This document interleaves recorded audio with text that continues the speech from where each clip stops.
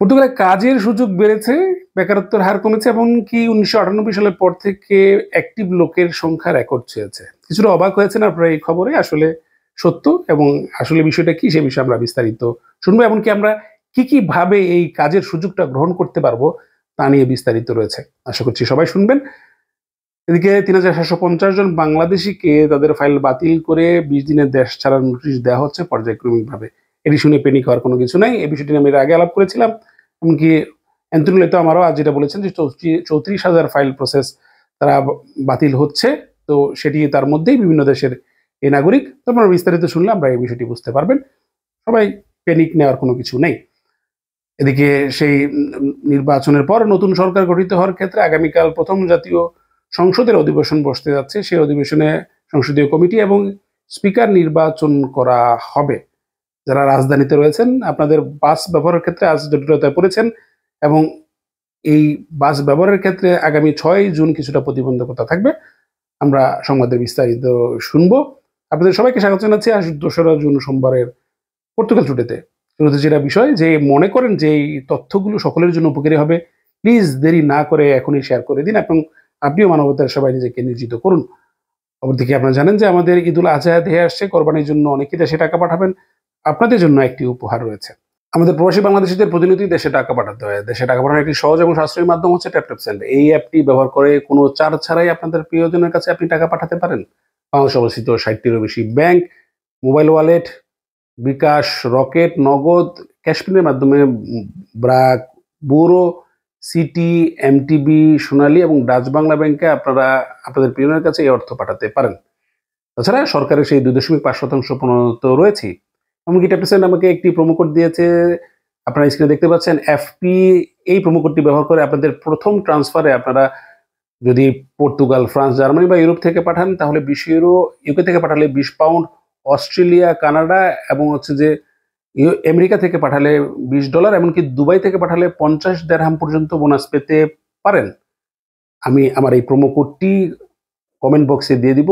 আপনারা এটির মাধ্যমে মোবাইলে ডাউনলোড করে প্রথম ট্রান্সফারে এই আপনার বোনাসটি বুঝে নিন এবং খুব দ্রুত সময়ে বছরের যে কোনো সময়ে যে কোনো দিন আপনার প্রিয়জনের কাছে আপনার অর্থ পৌঁছে দিন। যেটা বলছিলাম যে পর্তুগালে কাজের সুযোগ কিছুটা বেড়েছে, এমনকি বেকারত্বের হারও কমেছে এবং অ্যাক্টিভ লোকের সংখ্যা রেকর্ড ছুঁয়েছে। আসলে বাস্তব সত্য, আমরা প্রথমেই চলে যাই কাজের সুযোগের বিষয়ে। অর্থাৎ এখন চাইলেই কাজ পাওয়া যাচ্ছে।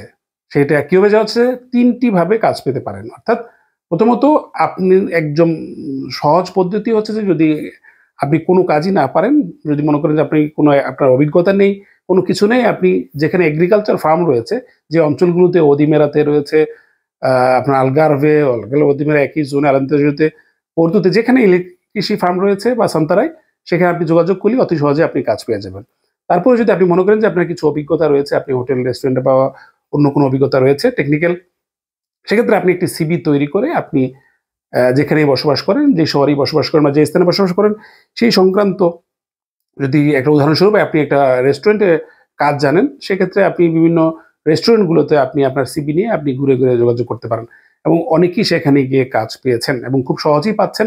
এমনকি অল্প কিছু রেস্টুরেন্টে যাওয়ার পরেই তাকে ট্রায়ালের মাধ্যমে নিয়ে নিচ্ছে এবং অনেকেই কাজ পেয়েছেন। আমি ব্যক্তিগতভাবে তারা আমাকে জানিয়েছেন, সে বিষয়ে আপনাদের কাছে এই বিষয়টি উপস্থাপন করলাম এবং এটি অনেক দিন, শুধু আজ অল্প কয়েকদিনও, বেশ কয়েক মাস, গত ২ মাস যাবতই তারা এই মানুষগুলো কাজ পাচ্ছেন খুব সহজে এই সেক্টরে।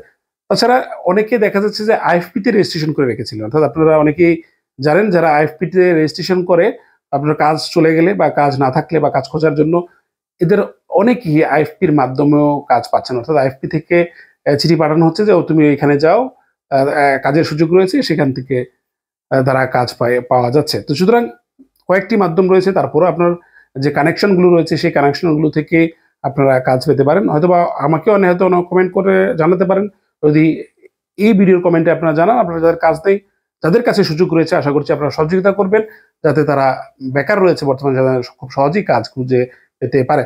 তো ৩টি মাধ্যম যে জিনিসটি বললাম আবারও একটু রিপিট বলছি যে আপনি যদি আপনার কোনো অভিজ্ঞতা না থাকে, আপনি চাইলে এগ্রিকালচারে বা শহরের বাইরে বিভিন্ন এগ্রিকালচার ফার্ম রয়েছে, তাদের সাথে যোগাযোগ করলে সেখান থেকে আপনি খুব সহজে কাজ পেয়ে যাবেন।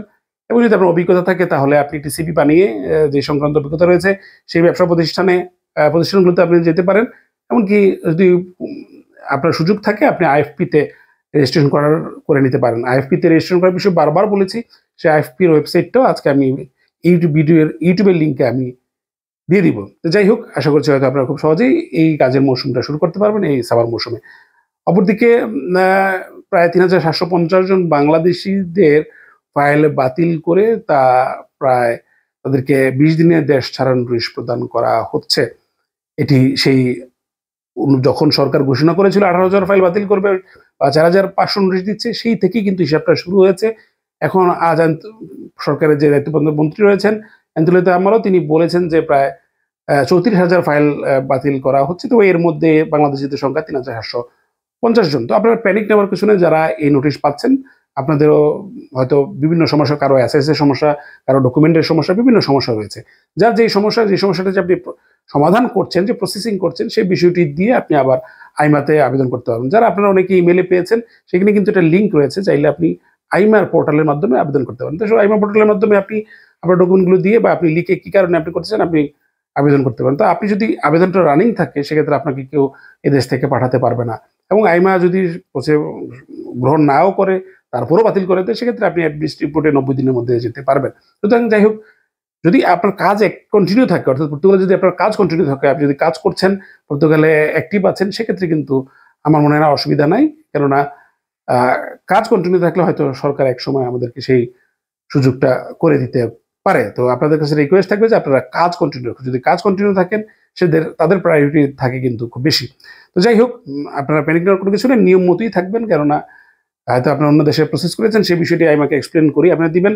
সেক্ষেত্রে আপনি যারা অভিবাসন বিশেষজ্ঞ রয়েছে তাদের পরামর্শ নিতে পারেন। আপনি যদি নিজে পারেন করবেন, তা না হলে আপনি বিভিন্ন অ্যাসোসিয়েশন রয়েছে, বিভিন্ন আইনজীবী রয়েছে, যাদের কাছে আপনার সুযোগ মনে হয় তাদের কাছে গিয়ে কাজ করাটাই বা তাদের কাছে নিয়ে পরামর্শ নিয়ে আপনার এই সমস্যার সমাধান করাটাই শ্রেয়। যাই হোক, সেই কাঙ্ক্ষিত সরকার গঠিত হতে যাচ্ছে আগামীকাল।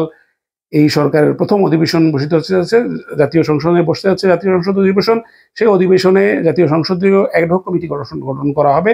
সেই কমিটিতে এডি জোটের প্রায় 7 জন মেম্বার থাকবেন, সেগার 5 জন, পিএস এর 5 জন, এমনকি ছোট যে 3টি দল রয়েছে নিশ্চিত লিবারেল, সিডিও এবং লিবরেট একজন করে এই অ্যাডহক কমিটিতে সদস্য থাকবেন। তাছাড়া যারা নির্বাচিত হচ্ছেন তারাই সেই পার্লামেন্টে তাদেরকে এই কমিটি নির্বাচন করবেন এবং বিকেলবেলা সংসদের নতুন স্পিকার এবং ডেপুটি স্পিকার নির্বাচন করা হবে। এবং এই ডেপুটি স্পিকার নির্বাচন করার পর পরবর্তীতে সরকার বলেছেন প্রায় 10 জনের আগেই তারা সেই তাদের মন্ত্রিসভা গঠন করবেন, গঠন করে রাষ্ট্রপতির কাছে উপস্থাপন করে রাষ্ট্রপতি তাদেরকে শপথ বাক্য পড়াবেন। তবে আগামীকাল যদিও সব স্বাভাবিক রয়েছে, পিএস এবং সেগা এই স্পিকার নির্বাচন থেকে শুরু করে সবকিছু বিষয়ে তারা এখনো সরকারকে বিহেভিলিজার বা এগিয়ে যাওয়ার বিষয়ে কোনো সন্দেহ প্রকাশন করেনি। তারপর আগামীকাল বিকেলে আমরা এই বিষয়ে আরো বিস্তারিত জানতে পারবো এবং আপনাদেরকে আগামীকালকে পর্তুগাল টুডেতে আমি বিস্তারিত জানিয়ে দিব। তো সুতরাং আশা করা যায় যে নতুন সরকার গঠনের পথে রয়েছে এবং পিএস যদিও সরকারের সাথে একটা সামঞ্জস্য করি সমর্থনই তারা এগিয়ে থাকবে।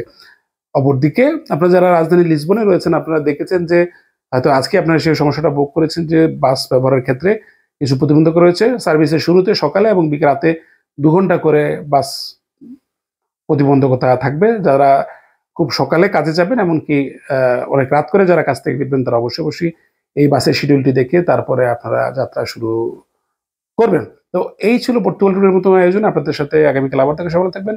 ধন্যবাদ সবাই।